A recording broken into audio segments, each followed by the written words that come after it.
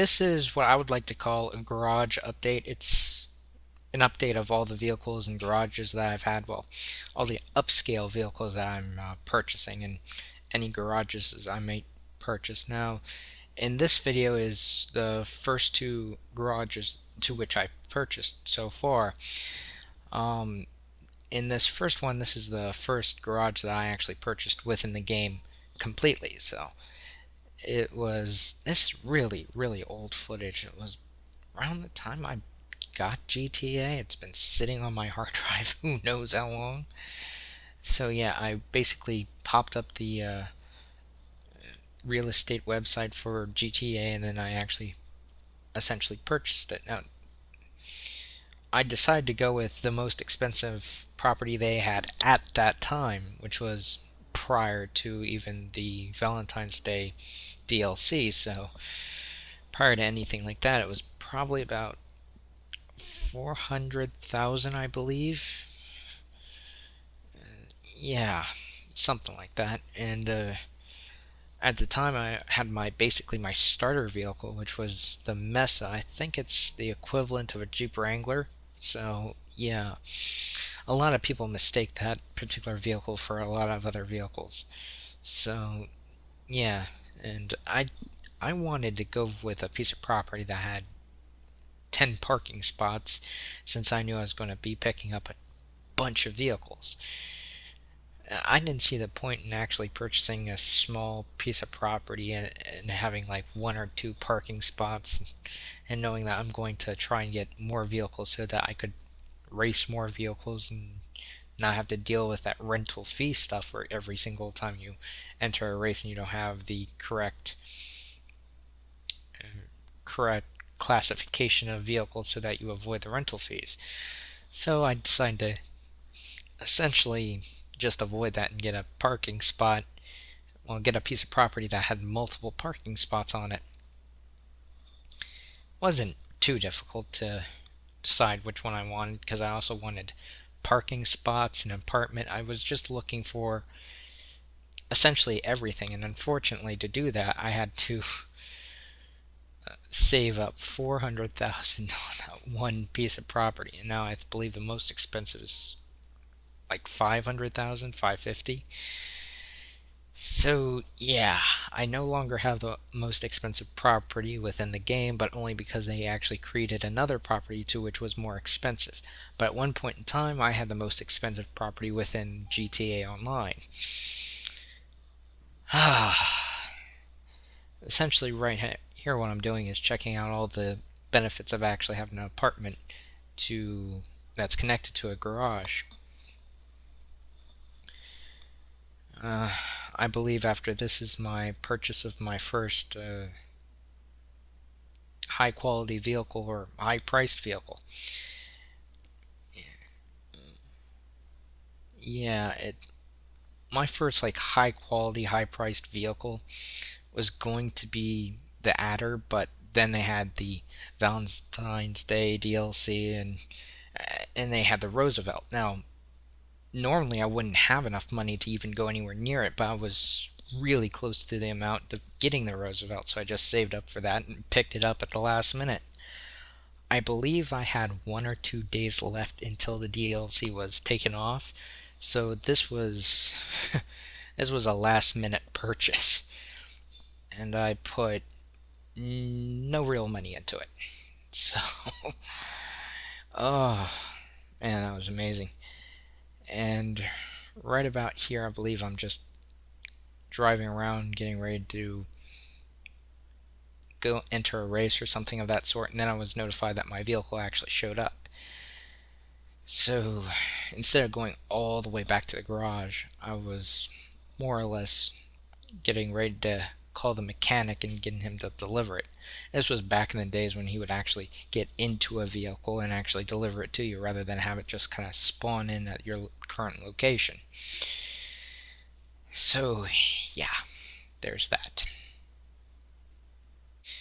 So, yeah, I'm essentially just waiting for the vehicle to be delivered to me. It usually takes just a few seconds, although it was annoying how they had this stupid AI thing about how he would pop into the car and it would count as stealing in the car if you actually entered into the vehicle before he popped out. So, yeah. The one thing I didn't like about that vehicle was it said it was an armored vehicle, but when you actually got it, it really didn't have any of the armor. I mean, you can still do armor upgrades, but I kind of expected for something of that price that said armored limo to actually be armored, or at least have a level 1 armor upgrade to it. But no, no, no. That would have made a lick of sense for something to be labeled armor to actually have armor.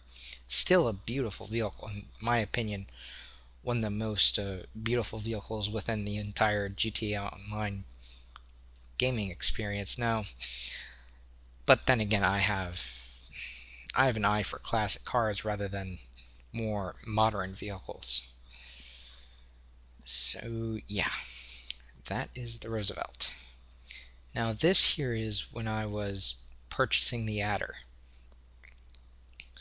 It took me quite some time to save up near that much GTA dollars again, because I don't like the idea of pumping in money online for something where you can essentially just earn the money anyway.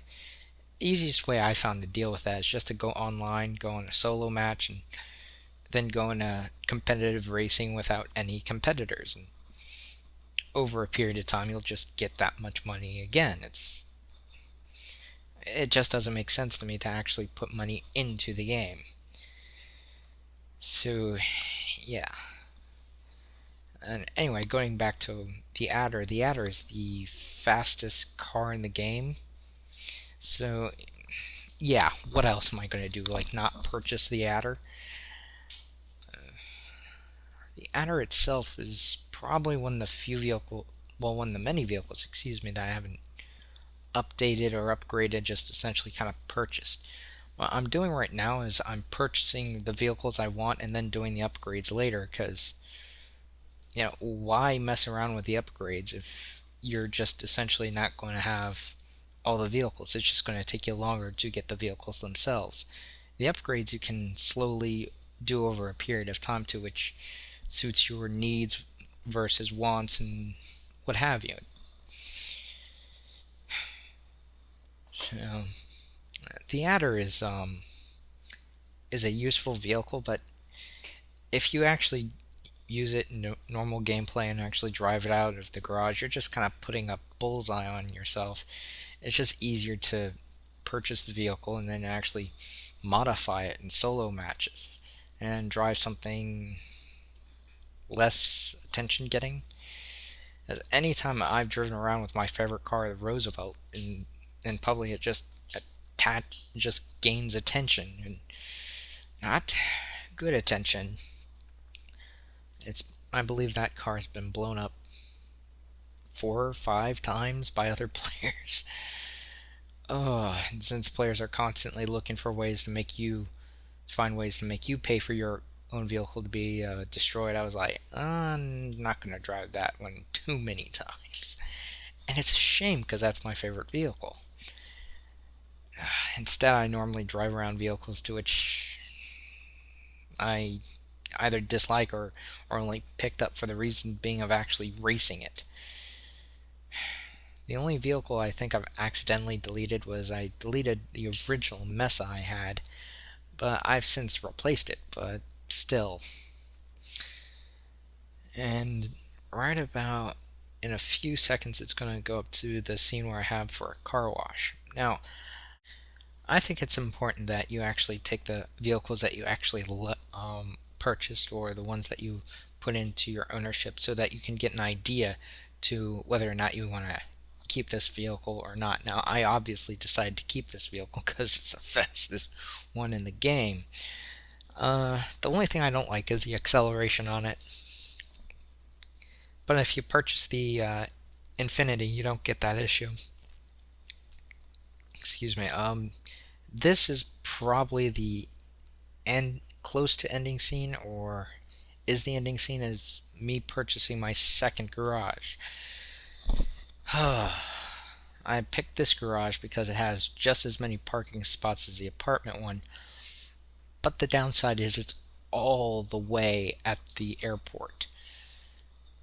It's not the cheapest, but it's not the most expensive. So, yeah, I was kind of left in between picking this particular garage and not getting a garage at all. So, yeah, I essentially just picked the garage out and then drove all the way out. I'm editing this down for time issues because driving there took forever. Oh, and on top of it, I was in the Roosevelt. I love that vehicle, but it is attention getting and it is slow. So, oh, so yeah, I'd have to say that's probably about it. So until then, see you next time.